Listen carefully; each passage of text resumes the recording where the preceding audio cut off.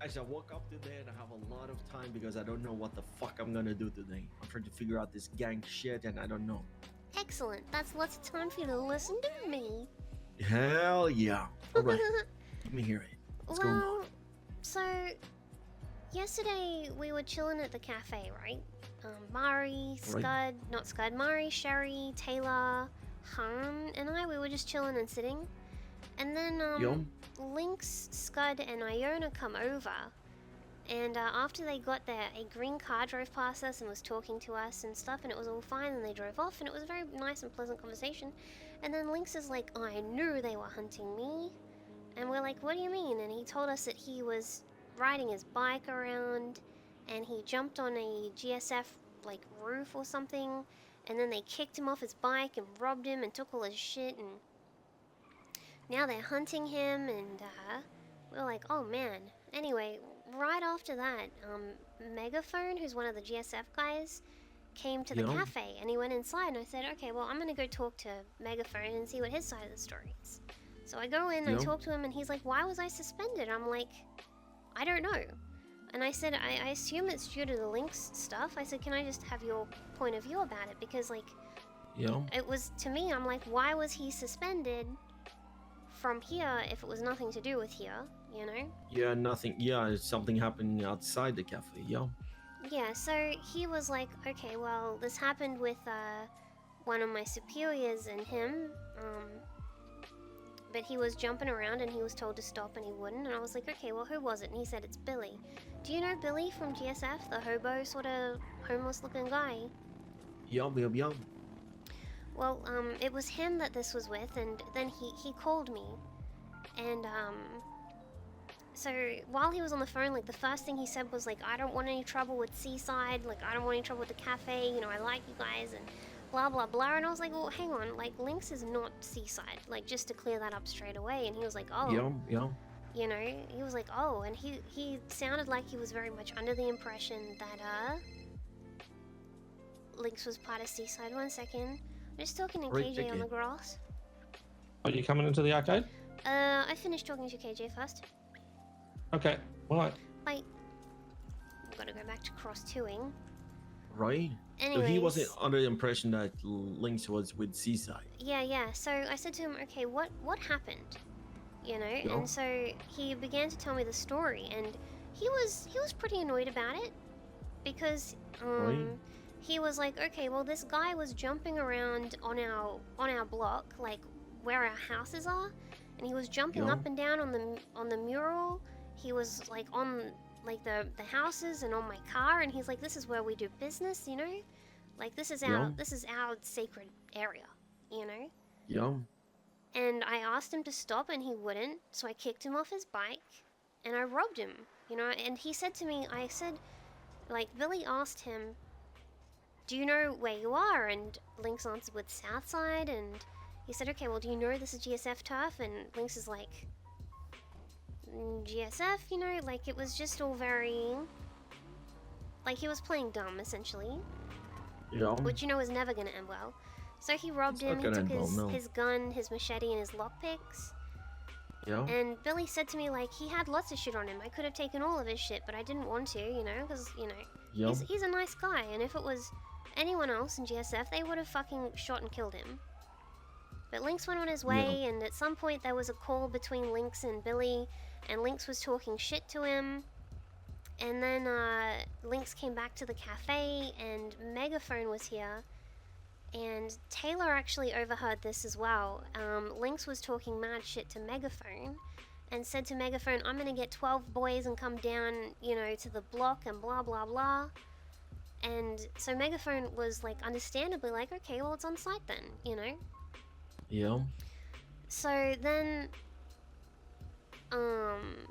like I said, Taylor was there for that, right? Yo? So I guess Lynx bitched at Scud and Iona to get Megaphone suspended, and for whatever reason, Scud thought that Megaphone kidnapped Taylor? But he didn't. Okay. He didn't kidnap Taylor. And he thought he kidnapped Taylor, so Scud suspended him. But didn't tell anyone that Taylor might have been kidnapped, didn't check on Taylor, didn't verify the story with anyone. Anyway, and it was just really strange, and so I was like, okay, alright, bet, like, you know, we ended up suspending Lynx because he said it, he must have said it like 3 or 4 times, like, I'm not gonna bring it to the cafe, you know, I'm gonna deal with the consequences, and I was like, okay, well, that's good. Yeah. But then the first thing he did was get someone suspended from the cafe when it was nothing to do with the cafe. He came straight here, got his uniform on, started working. And it's like, motherfucker, what do you mean you're not bringing it here? You literally have already. Anyway, and I got mad at Skud because, like, it was, you know, a pretty big... Yeah, he needs to check out basically what he's doing as a manager. Yeah, so anyway, Yeah. I don't know if you knew this, but I actually promoted Skud to acting CEO, right? Okay, yeah, I didn't know that. You've been trying to get him opportunities. Benji's been trying to get him opportunities. I gave him this Yeah. opportunity. Anyway, and we ended up speaking with Skud about this all last night, and like Taylor was there, and Taylor's like, I wasn't kidnapped, but he kept doubling down on it, and the more he doubled down on it, the more it annoyed me, because if he really did think Taylor was kidnapped and he didn't tell anyone, Or check it out, Or or call check- Taylor up, or whatever. yeah, like what if that was me? What if that was Yeah. Benji or Reggie or, you know, you or any of the like, you know, like.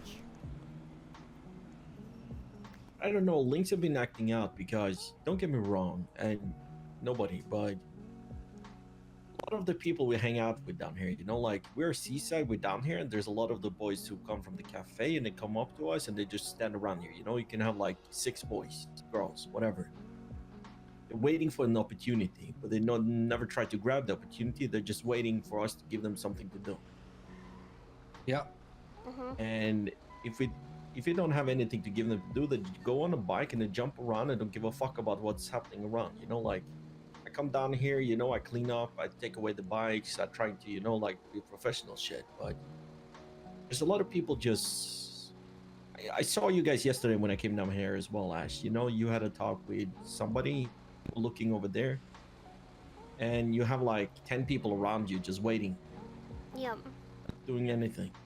Like, I'm not saying that you need to do anything. People can chill out, but you know, you see the same faces all over. And I had a talk with Lynx, I think.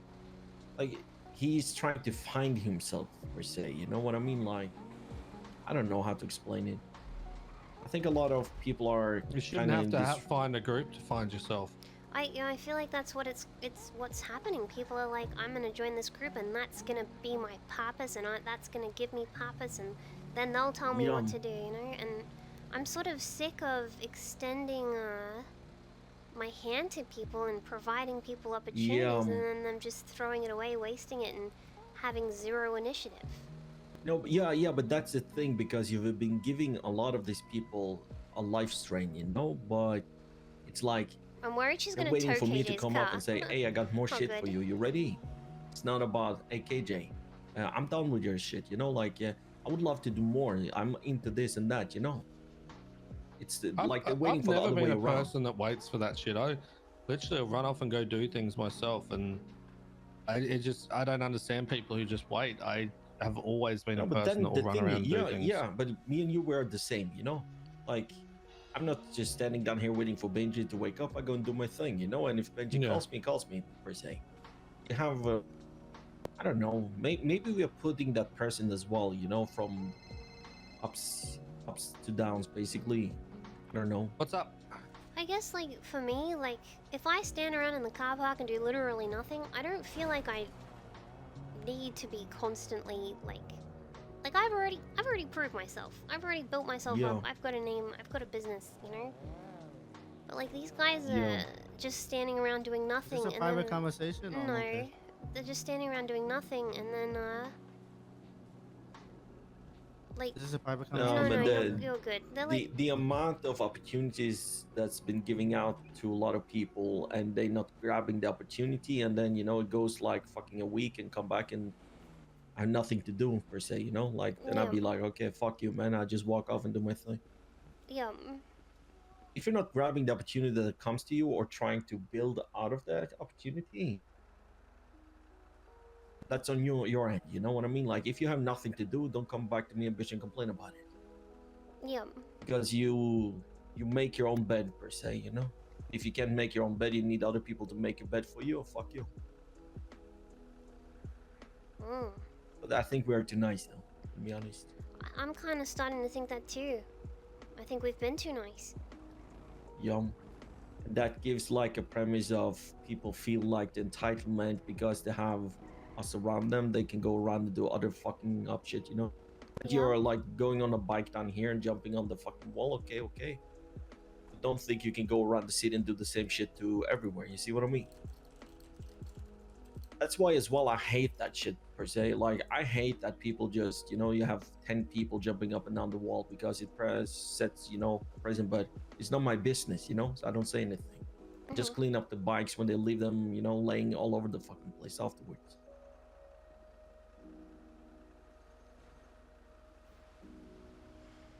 Yeah. Yeah, I see what you mean, but yeah, like, yeah, I guess he needs to figure that shit out by himself and how to deal with that. Yeah. I'm real cranky And about this, no, but they're cranky as well, and the other people assume they're with us when they're not as well, you know. But that's nothing we can do with. it. Yeah. We can assume what they want to assume, you know. Nice. What? And that is it, guys, for the video. Like, share, and subscribe if you want more. Thank you.